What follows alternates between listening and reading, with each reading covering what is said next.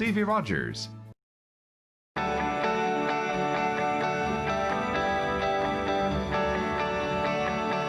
Vous regardez TV Rogers, Ottawa.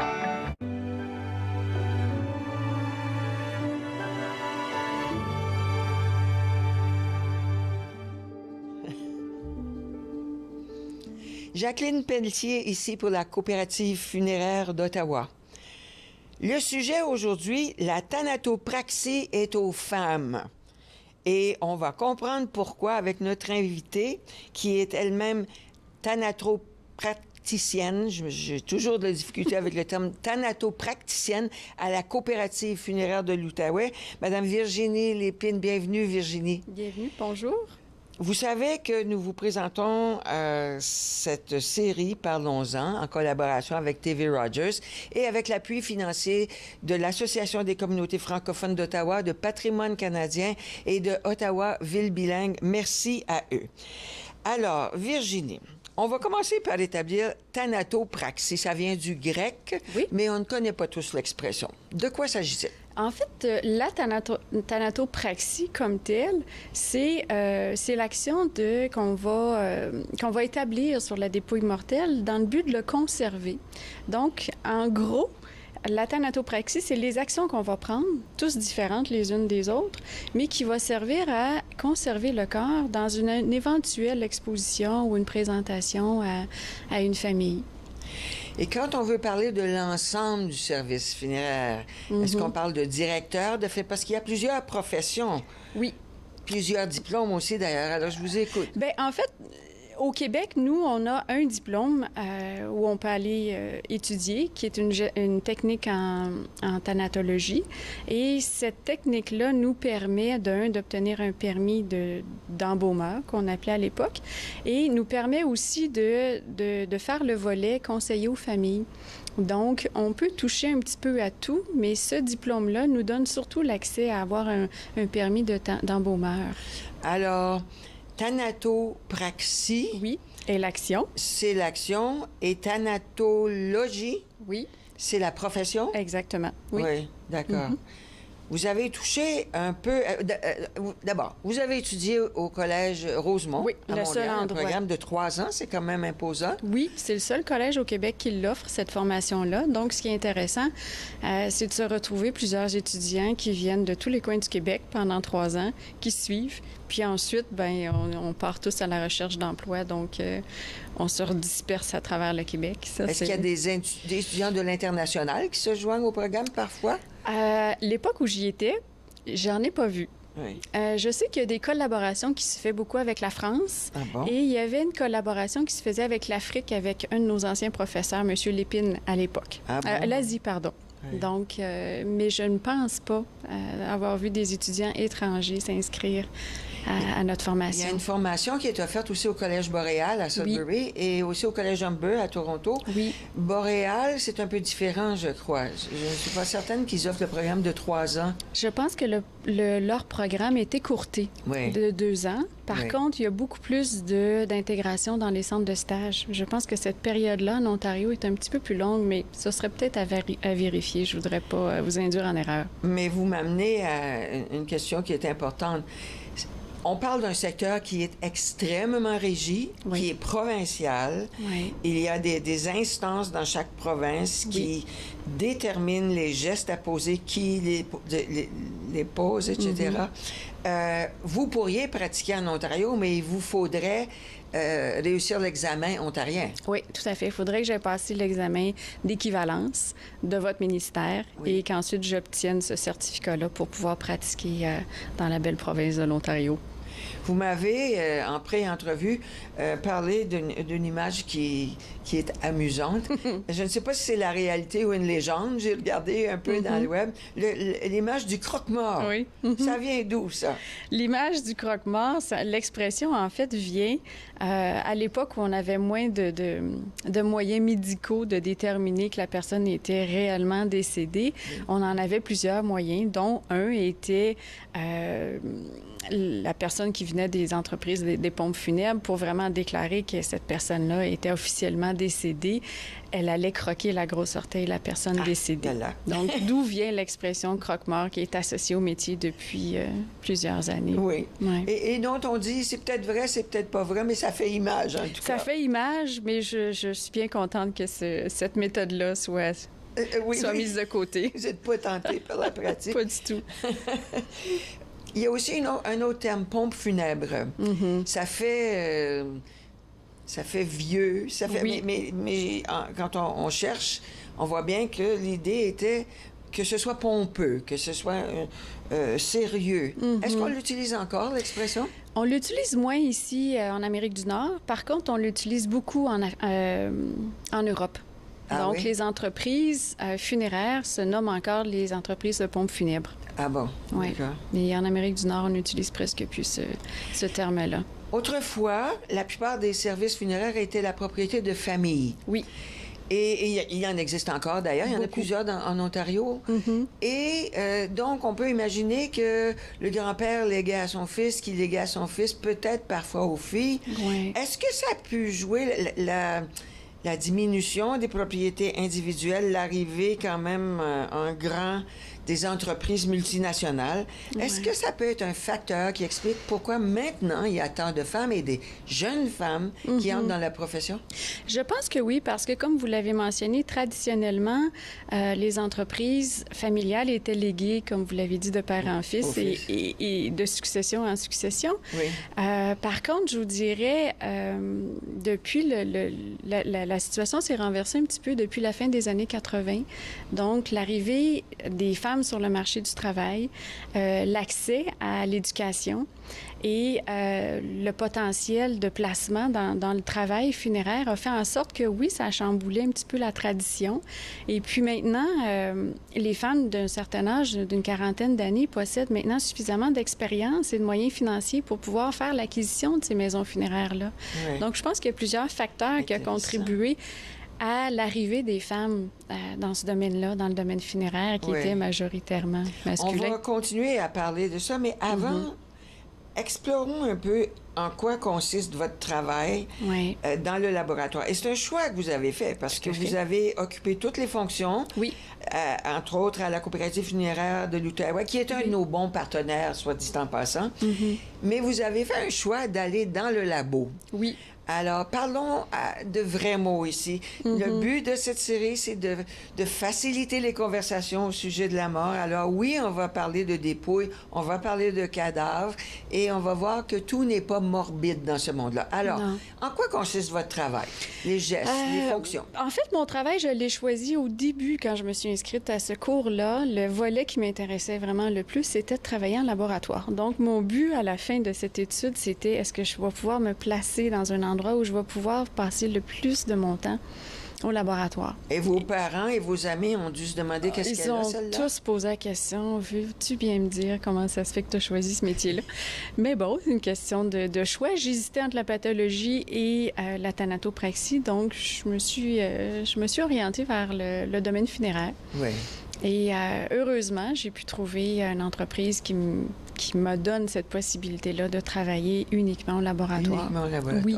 Alors, vous recevez, premier geste, je suppose, il y a une dépouille qui arrive dans votre laboratoire. Oui, en fait, les dépouilles sont acheminées à notre laboratoire, à notre salle réfrigérée, par une équipe de brancardiers. Donc, ces brancardiers-là, eux, leur charge de travail, c'est de récupérer les dépouilles, soit dans les centres hospitaliers, dans les CHSLD, dans les domiciles, et même des fois sur une scène de crime. Oui. Donc, ces dépouilles-là sont acheminées dans notre salle réfrigérée. Par la suite, il y a un processus d'appel entre la famille et l'entreprise funéraire. Il y a une prise de rendez-vous pour qu'on puisse rencontrer ces familles-là endeuillées, pour qu'ils puissent faire leur choix et de regarder de quelle façon on va disposer du corps. Et une fois que cette rencontre-là avec le conseiller est faite, chaque conseiller nous émet une feuille de route, une feuille de directive qui nous dit exactement qu'est-ce qu'on doit faire avec cette dépouille-là, les demandes spéciales, les achats et ainsi de suite. Et ces coordonnées-là nous sont transmises au laboratoire. Puis c'est à partir de ce moment-là que notre travail commence.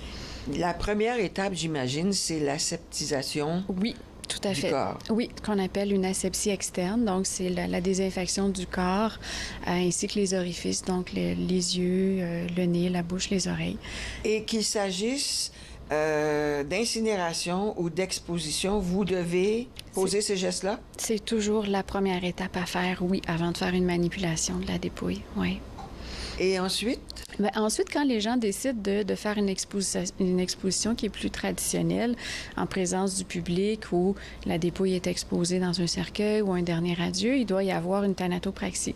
Donc là, on a tout le travail de conservation de la dépouille qui débute, versus quand une famille décide de procéder à l'incinération du corps. Donc, ensuite, ce corps-là est habillé, placé dans un contenant d'incinération et on planifie avec une horaire sa plage d'incinération avec notre crématorium. En temps, disons, normal, si je peux utiliser le terme, le corps est dans votre laboratoire, oui, du début à la fin, pendant combien de temps à peu près? Bien, ça dépend toujours des délais parce qu'il y a certaines familles qui désirent exposer dans les jours qui suivent. Ça, on peut toujours garder la dépouille dans notre laboratoire 1 à 2 journées sans que ça occasionne de grands problèmes. Mais par contre, il y a des gens qui, étant donné qu'il y a des gens à l'étranger de la famille qui veulent se joindre, qu'on doit garder les dépouilles pendant 1, 2 ou 3 semaines. Donc, on retourne ces dépouilles-là, une fois que la thanatopraxie elle est faite, dans notre salle réfrigérée, dans le but de maximiser la conservation du corps. Et ce qui n'est pas su du grand public, c'est qu'on peut conserver un corps assez longtemps dans ces circonstances-là. Assez longtemps dans ces circonstances-là, mais il faut le savoir d'avance. Donc, pour nous, notre travail, quand on le sait que cette dépouille-là va être exposée seulement le mois suivant, on ajuste notre traitement, on ajuste nos produits aussi, notre sélection, et on s'assure que cette personne-là a une bonne hydratation de façon quotidienne dans notre salle réfrigérée. Donc, il y a un suivi qui est fait pratiquement tous les jours. On va lui rendre visite, on le regarde, est-ce qu'elle a changé, est-ce que son apparence est toujours aussi naturelle. Donc, oui. Comment vous procédez pour cette hydratation dont vous nous parlez? Bien, en fait, il y a toujours des crèmes ou des huiles qu'on peut appliquer sur le visage. Oui. On a aussi une technique qu'on abrite la dépouille complètement pour qu'il y ait le moins d'air possible et de ventilation qui touche la peau. Donc, tout air peut accélérer l'assèchement de la personne, le visage. Bien sûr. Surtout. Donc, il y a surtout ces 2 techniques-là qu'on utilise et une vigilance quotidienne. On va parler tout à l'heure des autres aspects, maquillage, coiffure et tout ça, mais avant, on m'a aussi dit que l'embaumement n'est pas absolument requis si le corps doit être exposé pour une très courte période. Je ne sais pas comment c'est au Québec. Est-ce que c'est le cas chez vous? C'est le cas chez nous. Par contre, il y a certains délais qu'on doit respecter à partir du moment du décès. Si on fait une mise en terre en dedans de ce délai-là, à ce moment-là, on peut procéder à une mise en cercueil sans qu'il y ait nécessairement de thanatopraxie de fait, mais le cercueil doit se retrouver directement au lieu de disposition sans qu'il y ait possibilité d'ouverture du cercueil. Ah bon, d'accord. Et le corps peut être exposé, mais brièvement seulement? Non. Ou pas du tout? Pas du tout. Pas du tout, d'accord. C'est probablement semblable en Ontario. C'est une question qu'on pose parce que il y a des gens qui viennent à la coopérative funéraire et qui n'ont pas un gros budget et qui se demandent où est-ce qu'on peut économiser. Alors, ce sont des questions que les gens se posent. On voit Marina Orsini dans la série à la télévision Une autre histoire. Une autre histoire, oui. Qui jase avec ses cadavres, comme on l'avait vu dans 6 Feet Under, 6 pieds sous terre, et qui développe une manière de relation avec ce cadavre. Personne qu'ils ont peut-être connu ou pas. Est-ce que ça vous arrive? C'est sûr qu'il y a des cas qui sont plus poignants que d'autres. Il y a des cas qui sont plus touchants que d'autres. Je vous dirais, j'arrive pas à avoir de de lien direct avec les personnes décédées. J'y crois pas. Par contre, je peux apporter des attentions plus spécifiques à certains parce qu'il y a une ressemblance, parce que cette personne-là me touche plus que d'autres. Mais de là à dire que je vais entretenir une discussion ou que je vais parler à ces gens-là, moi, je vais pas jusque-là. J'imagine qu'il faut vous protéger quand même émotivement. Oui, oui, tout à fait. Il faut faire la part des choses.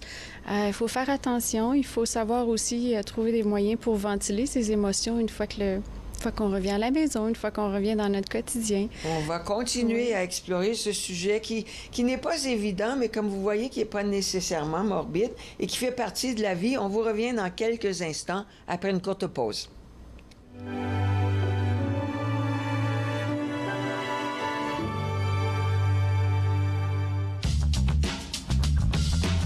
Cette émission est présentée par Télé-Élan. Vous êtes enfin aux commandes.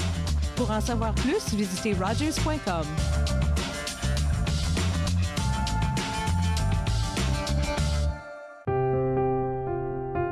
Les commerces, les restaurants et les services locaux d'Ottawa font partie importante de notre tissu urbain. Nous pouvons les aider en ces temps difficiles. Commandez chez eux en ligne, acheter des chèques cadeaux à utiliser plus tard, commander des repas à emporter ou à livrer, démontrer votre soutien sur les réseaux sociaux. S'il vous plaît, faites-le aujourd'hui. En savoir plus, visitez ottawa.ca/acheter local. Lundi, Carole Aubryon nous parlera de la transformation de l'organisme Sauve Vidéo en centre de ressources d'art digital. Par la suite, nous découvrirons tous les détails du colloque provincial sur le droit de la famille et sur la violence conjugale avec Mayra Martin de l'AOCVF. Finalement, nous discuterons avec notre courtière hypothécaire Dominique Olive. Tout ça et bien plus. Entre nous, en semaine, 11, 18 et 22 heures sur TV Rogers. Exposés, discours, conférences, c'est à Podium que vous les retrouverez. L'écriture est pour moi ma respiration. Apprendre à bien vivre avec une maladie chronique, c'est un processus. Podium, dimanche 16h sur TV Rogers.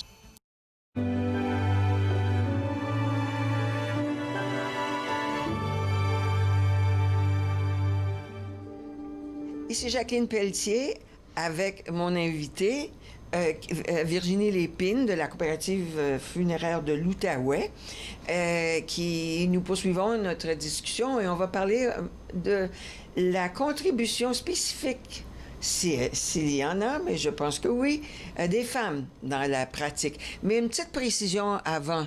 Oui. Les lois changent assez régulièrement. Ça vient d'arriver au Québec, je crois. La loi a changé le 1er janvier 2020. Donc, il y a eu des petits ajustements là, de techniques. Mais oui, il y a peut-être une possibilité à la question que vous m'avez posée au préalable. Il faudrait peut-être clarifier avec la loi qui est accessible sur les sites Web, là, à savoir est-ce qu'on peut exposer une dépouille sans l'avoir ou pas l'avoir. Mais je pense qu'il faudrait clarifier ça. Est-ce que l'embaumement... Dans quelles circonstances est-ce que l'embaumement est permis, de quelle façon? Oui. Oui, alors ça se trouve dans le web et oui. on ira fouiller. Alors, les femmes. Dans le site web du Collège Rosemont, toutes les photos, ce sont des jeunes femmes souriantes. Oui. C'est assez frappant. On n'a pas l'image là, du croque-mort avec son haute forme en habit noir. Est-ce que ça change quelque chose dans la pratique?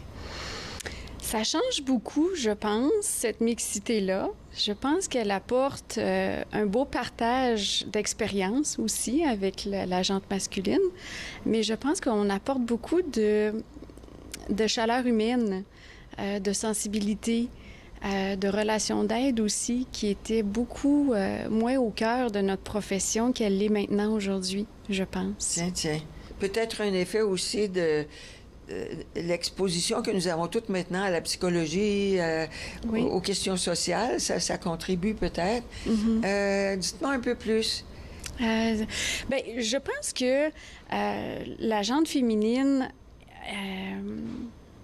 de par sa sensibilité, Oui. je pense, Oui. va apporter au milieu, avec ses nouvelles valeurs, cette nouvelle génération-là va apporter une vitalité, va apporter ses couleurs, va apporter sa fraîcheur dans un domaine qui est encore assez traditionnel. Peut-être un peu plus d'émotion tout en la Oui. gérant, là, j'imagine, mais peut-être Oui. un peu plus d'émotion dans la pratique. Un peu plus humaine. Je pense que aussi l'impact de l'arrivée des femmes dans le marché funéraire a ouvert aussi certaines pratiques, comme par exemple les funérailles qui sont de plus en plus personnalisées. Je pense qu'on peut peut-être l'associer aux femmes qui sont arrivées dans le milieu. Je Intéressant. pense que aussi la relation d'aide, comme je vous disais un petit peu plus tôt, qui est beaucoup plus au cœur de notre profession, Oui. a un lien avec ça.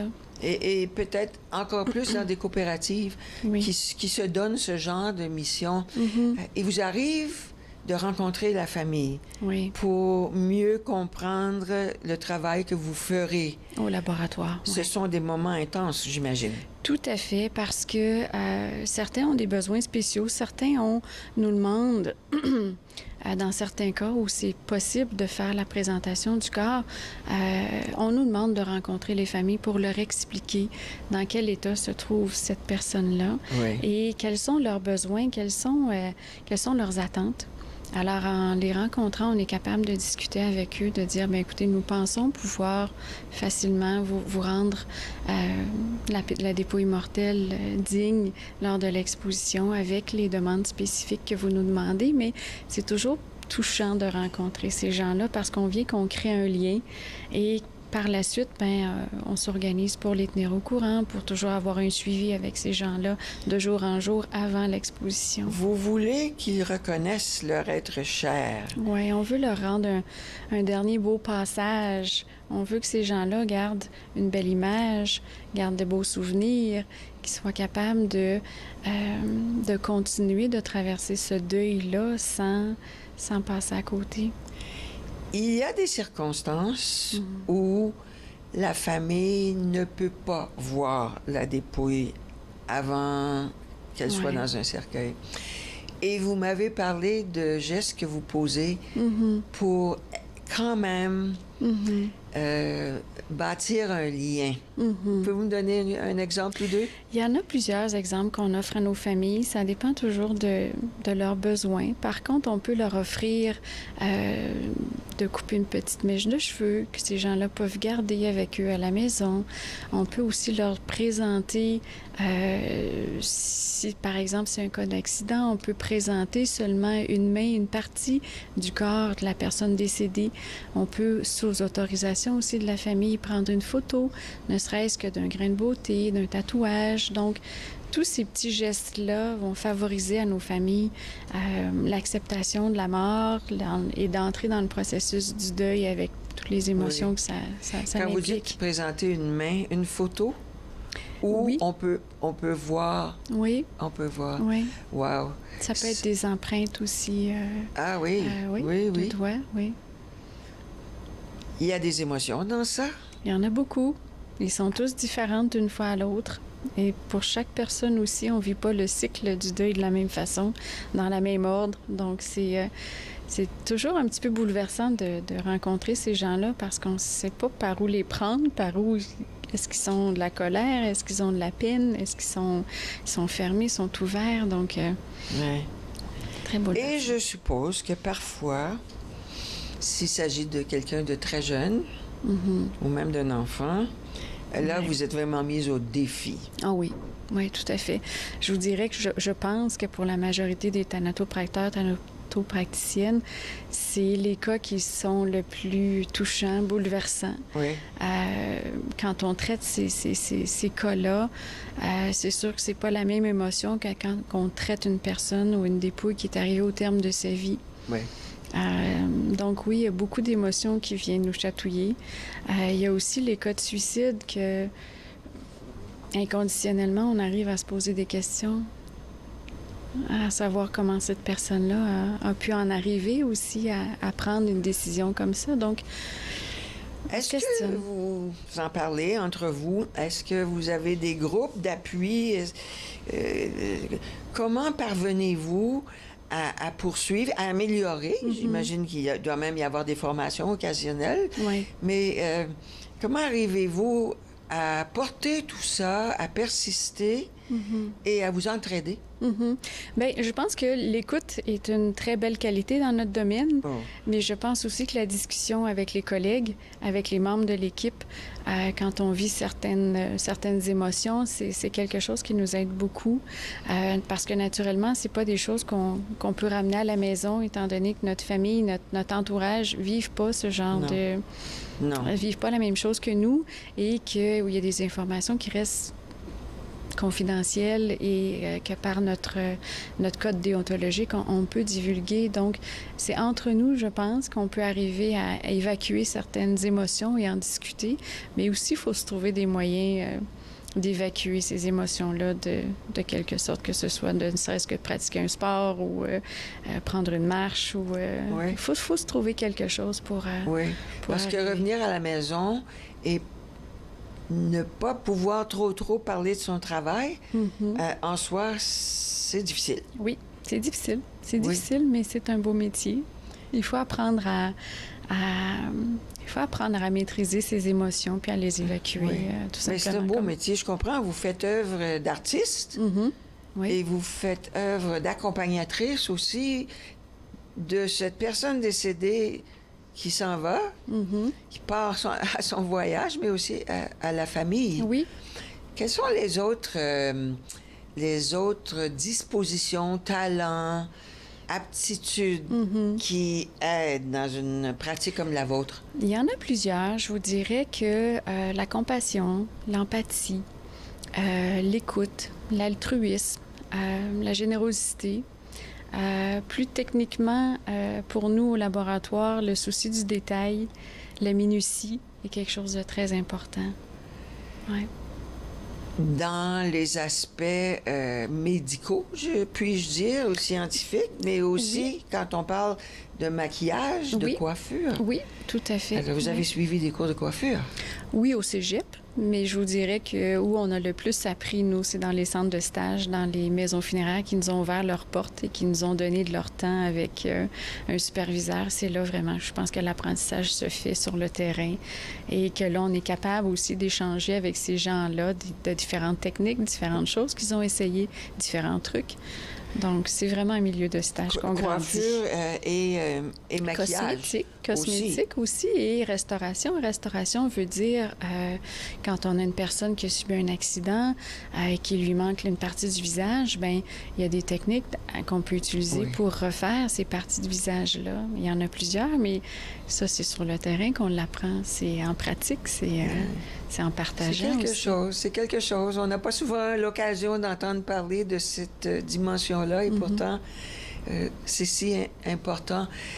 Est-ce que ça vous inquiète qu'aujourd'hui, tant de gens veuillent faire ça rapidement? On n'expose pas, on incinère et c'est fini. Est-ce que ça vous inquiète?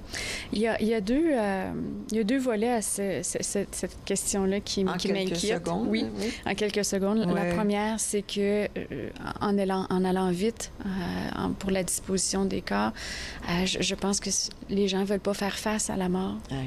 Et la deuxième, c'est que je pense que ces gens-là ne veulent pas prendre le temps qu'il faut pour guérir de son deuil. C'est intéressant. Vous le prenez le temps de bien vous occuper du corps. À nous, mesdames et messieurs, de prendre le temps de réfléchir à tout ça et à bien vivre nos deuils, à apprendre à les porter. Merci, Virginie. Ça m'a fait C'est plaisir. très intéressant et vous nous ouvrez une porte qui ne s'ouvre pas souvent. C'est très apprécié. Merci. Alors, merci d'avoir été là à Parlons-en. Merci à notre diffuseur exclusif, TV Rogers. Vous savez qu'à tous nos entretiens, nous abordons ce sujet du décès, de la vie, de la fin de vie, parce qu'il faut en parler. Nous espérons que vous serez là pour tous nos entretiens. Et ceci dit, à la prochaine.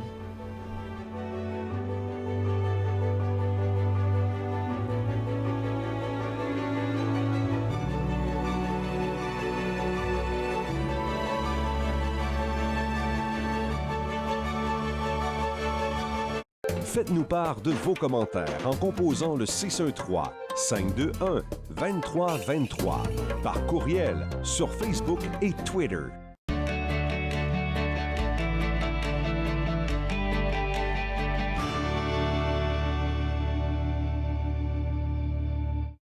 Pour vous qui pensez ne pas pouvoir bouger, regardez l'émission Restez actif pour la santé avec moi, Joanne Sheridan, tous les jours sur les ondes de TV Rogers. Restez actif en semaine, 15h, sur TV Rogers.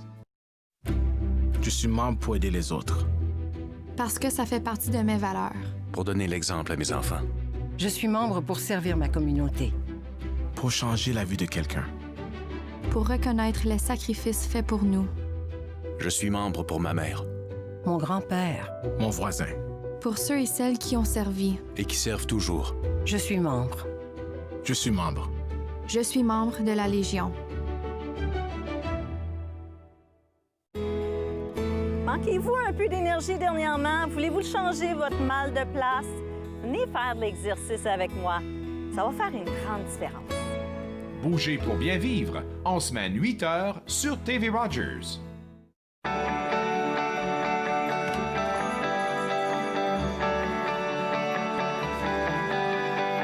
Vous regardez